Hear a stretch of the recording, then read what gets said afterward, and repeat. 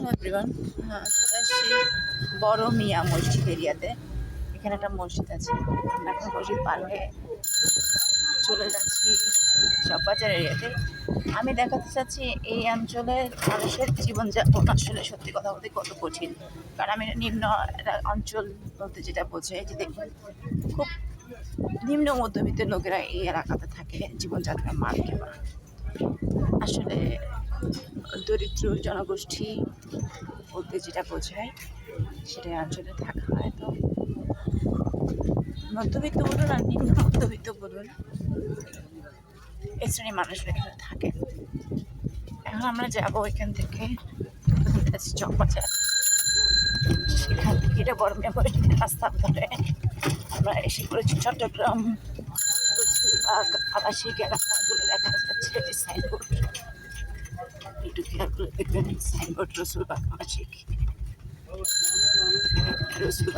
এলাকা। এটা 17 নম্বর ওয়ার্ড। এখানকার মানুষের জীবনযাপন খুবই করুণ, মানে কষ্টদায়ক জীবন। আর্থিক অবস্থা মোটামুটি ইনকাম আছে, নাই। 11-র পরে আগস্টের পর লাস্ট জুলাই আগস্টের পরে যা সিচুয়েশন ছিল, এই অঞ্চলের লোকগুলোর কষ্ট বেড়েছে, আর্থিক কন্ডিশনগুলো কম ভালো অবস্থায় আছে। এটা দেখানোর একটা কারণ হচ্ছে যে না দেখলে আপনারা বুঝবেন না। যাই হোক, সামনে ওই যে দেখা যাচ্ছে নিউসান স্কুল, যে স্কুল আমি শিক্ষকতা করেছি, এখানে আমি প্রায় বেশ 6 মাসের মতো শিক্ষকতা করেছি। স্কুল এখন বন্ধ। এই এলাকায় এটা হচ্ছে বড় বড় বিল্ডিং আছে। খারাপ যে জিনিসটা সেটা হচ্ছে আপনার এই এলাকাতে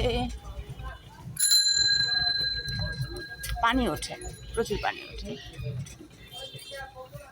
বৃষ্টির পানিতে এটা ভেসে যায় এলাকাটা, সবচেয়ে খারাপ জিনিস। দেখুন ছোট ছোট দোকান রয়েছে এখানে, যদি এটা মুসলিমরা ইউজ করে, এবং যে কাজ চলছে। এটা বড় মিয়া মসজিদ, রসুলবাগ আবাসিক, চকবাজার, চট্টগ্রাম এলাকা। এটা এখন পার হচ্ছে বিকেলবেলা, লোকজন চিল করছে বলতে পারেন। নামাজ পড়ে, আসরের নামাজ পড়ে অনেকে বেরিয়েছেন। আমরা চাচ্ছি, আসলে আমার ইচ্ছা হচ্ছে লালদিঘির পাড়ে একটা মেলা হচ্ছে, ওদিকে যাওয়া। আর একটা বেকারি আমি আপনাদেরকে দেখাবো, যেটার নাম হচ্ছে